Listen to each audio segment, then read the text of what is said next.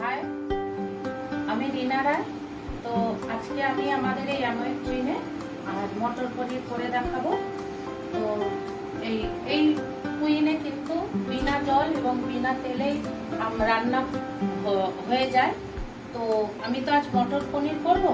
তা পনিরগুলো যদি এই বাসনের মধ্যে লেগে যায়, সেই জন্য আমি কি করব, আমাদেরই যে অলিভ অয়েল আছে সেই অলিভ অয়েল ছোট্ট একদম চায়ের চামচে 1 চামচ নিয়ে এই বাসনের গায়ে একটু তেলটা ব্রাশ করে নেব। তো চলুন দেখি যে আমার এই মটর পনির বানাবার জন্য আমার কি কি জিনিস প্রয়োজন। তো দেখুন, আমি প্রথমেই নিয়ে নিয়েছি এখানে 1 বাটি মটরশুঁটি, তারপরে কিছুটা কাজু, কিছুটা কাঁচা লঙ্কা, কিছুটা আদা, একটা বড় সাইজের টমেটো, একটু স্বাদের জন্য একটু চিনি, আর কাশ্মীরি লঙ্কার গুঁড়ো, হলুদ, আর এখানে আছে জিরের গুঁড়ো, আর সবার শেষে আমি দেব একটু গরম মশলার গুঁড়ো। আর এখানে নিয়েছি আমি 1 বাটি পনির।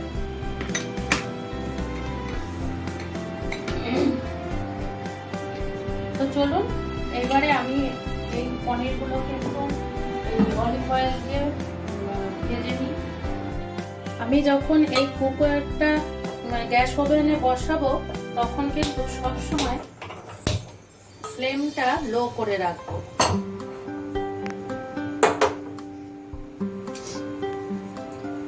এইটা আস্তে আস্তে এটা গরম হবে, হয়ে গেছে।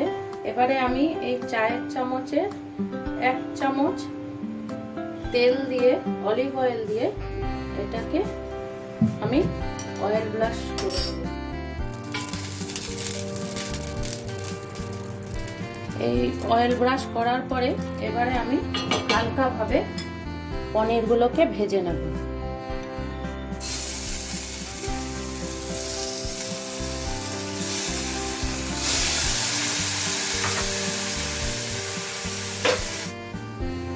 পনিরগুলো আমার ভাজা হয়ে গেছে। দেখুন, এই বাসনে কিন্তু কুকারে কিন্তু একটুও লেগে নেই।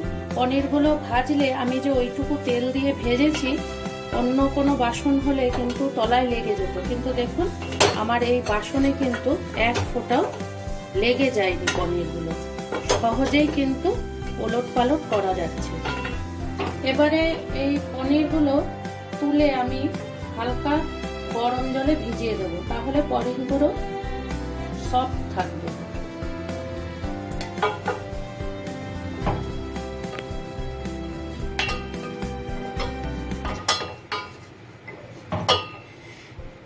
এই পনিরগুলোতে আমি এই সটে প্যানটায় ভেজে নিলাম।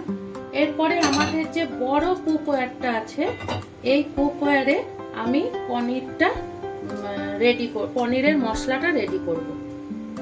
তার জন্য আমি এই কুকওয়্যারে এবারে এই কুকওয়্যারটা তেতে গেছে।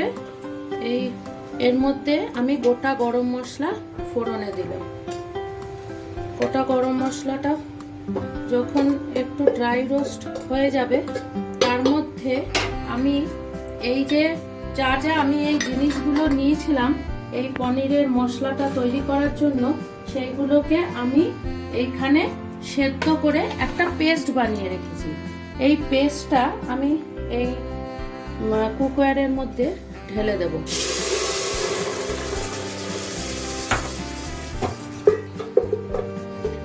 এবারে এর মধ্যে আস্তে আস্তে সব রকম মশলাগুলো অ্যাড করব। এখানে কিছুটা অ্যাড করব হলুদ, কিছুটা কাশ্মীরি লঙ্কার গুঁড়ো, কিছুটা জিরের গুঁড়ো, কিছুটা চিনি, এইগুলো আমি এর সাথে অ্যাড করব। অ্যাড করে আস্তে আস্তে এটাকে নাড়াতে থাকবো। যখন এই মশলাটা কষে আসবে, কাঁচা গন্ধটা চলে যাবে, তারপরে আমি এর মধ্যে মটরশুঁটিগুলো অ্যাড করব। আমি মশলার মধ্যে নুনটা অ্যাড করতে ভুলে গেছিলাম, সেই জন্য এখন স্বাদ অনুসারে নুনটাও অ্যাড করে দিলাম। এরপরে দেখুন আমার মশলাটা কিন্তু কষে এসছে, কাঁচা গন্ধটাও চলে গেছে। এরপরে আমি এই মটরশুঁটিগুলো দিয়ে দেব। মটরশুঁটিগুলো এইবারে এইটার সাথে ভালো করে কষিয়ে নেব। দেখুন আমি কিন্তু এর মধ্যে এক ফোঁটাও জল দিইনি, তেলও দিইনি, জলও দিইনি, কিন্তু কি সুন্দর এই মধ্যে যে সবজিটা আছে এর থেকেই জল বেরিয়ে এটা কিন্তু সুন্দর সেদ্ধ হয়ে যাবে। এইবারে আমি এটাকে মটরশুঁটিটাকে 2-3 মিনিটের জন্য ঢাকনা দিয়ে রেখে দেব সেদ্ধ হওয়ার জন্য। এবার চলুন 5 মিনিট আমার হয়ে গেছে, দেখি মটরটা সেদ্ধ হলো কিনা। আর দেখুন এই যে ঢাকনাটা কিন্তু নিজে থেকেই নড়ছে, এর কারণ হচ্ছে এর ভেতরে এটার একটা ভাইটালক সিস্টেম আছে। এই সিস্টেমের জন্য এই কুকওয়্যারের ভেতরে যে আমার খাবারটা তৈরি হচ্ছে সেইটার নিউট্রিশনটা বাইরে বেরোতে পারছে না, যার ভেতরে এটা ইনটেক্ট রয়েছে, যার জন্য নিউট্রিশনটা পুরোভাবেই পাওয়া যাচ্ছে আমাদের হেলথের জন্য। তো চলুন এবার দেখি মটরটা সেদ্ধ হয়েছে কিনা।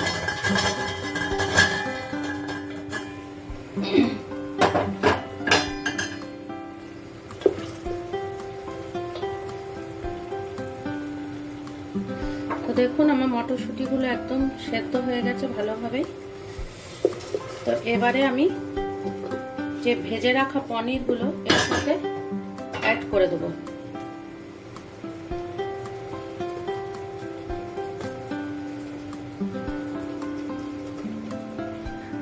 পনিরগুলো এর মধ্যে দিয়ে দিয়েছি।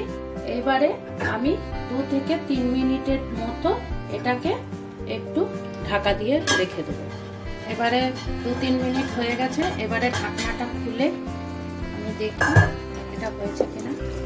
হ্যাঁ, মটর পনিরটা হয়ে গেছে। এবারে আমি অল্প একটু গরম মশলার গুঁড়ো দিয়ে দেবো, আর একটু দেব কসুরি মেথি। এবারে আমার মটর পনিরটা কমপ্লিট হয়ে গেছে। এইবারে এটা সার্ভ করব খাবার জন্য।